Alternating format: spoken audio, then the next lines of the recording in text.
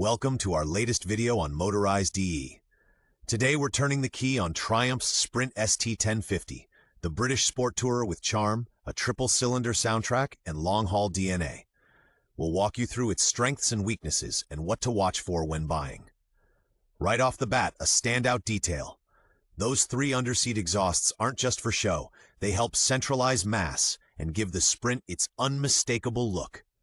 Stick around, because at the end, we'll share a clear recommendation for different budgets and types of use. History and development.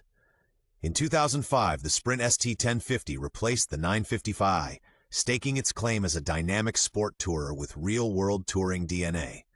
Its all-new 1050cc triple, aluminum twin-spar frame, and single-sided swing arm made a statement. Its signature feature, the triple underseat exhaust.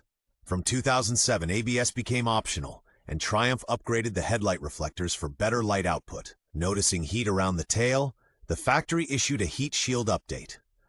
Integrated pannier mounts made the rear end luggage-ready straight from the showroom.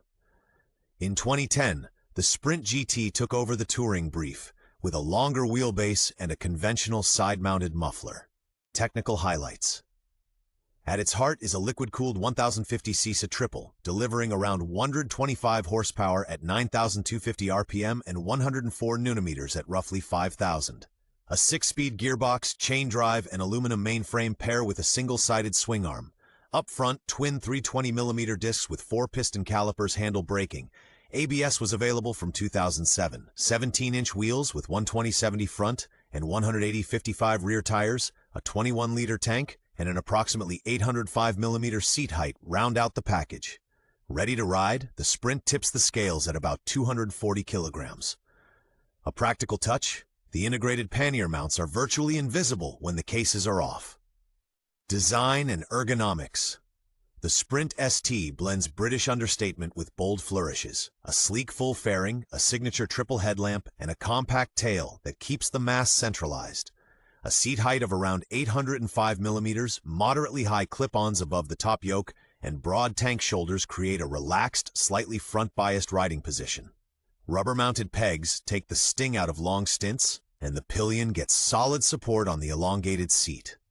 A neat touch, the brake lever is adjustable as standard, and the pannier mounts sit flush with the tail, so the lines stay clean even without luggage. Handling and everyday practicality.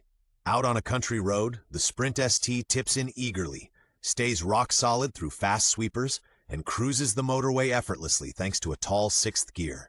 The triple pulls strongly from just off idle, ideal for city traffic and tight hairpins. Handy touch, a remote knob on the shock lets you bump up preload for 2-up riding in seconds. Wind protection is good without generating excessive wind roar.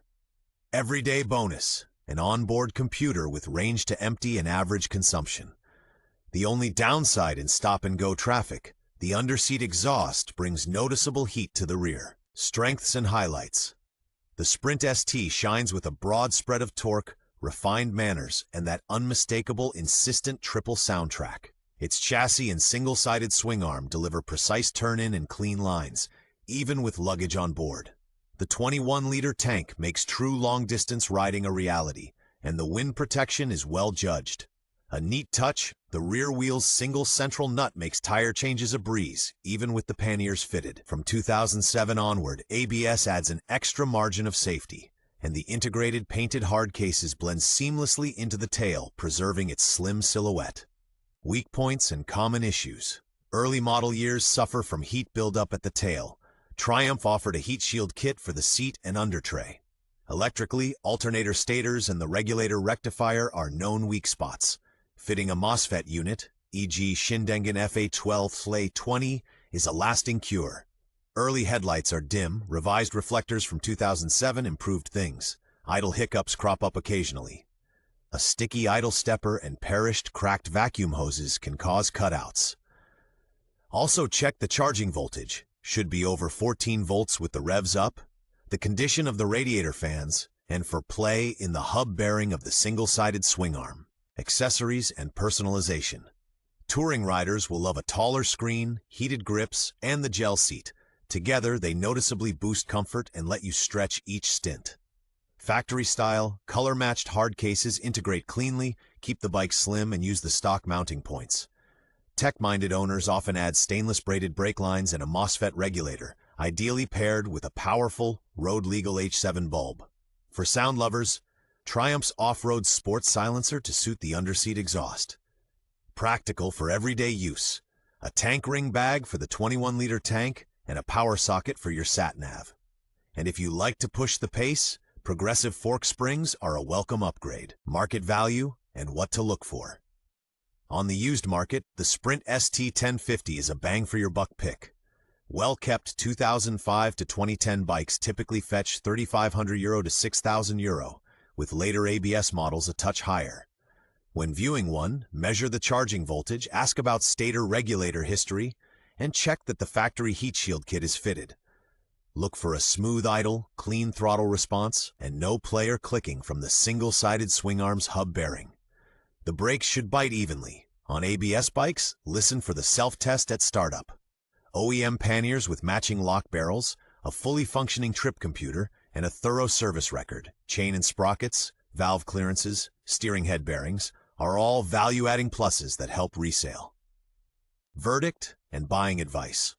The Triumph Sprint ST1050 blends character, everyday usability, and long-distance intent, a punchy triple, a well-sorted chassis, and a thoughtful touring setup with integrated pannier mounts. If you can, go for 2008 on models with improved headlights, and ideally one that's had the heat shielding retrofit. ABS is recommended. Must-check items: the charging system and the rear hub bearings in the single-sided swing arm. For big mile riders, the comfort pack, taller screen, heated grips, and gel seat is worth it. Bottom line, a lot of bike for the money. A sport tourer with soul that still delivers fun, range, and composure years down the road.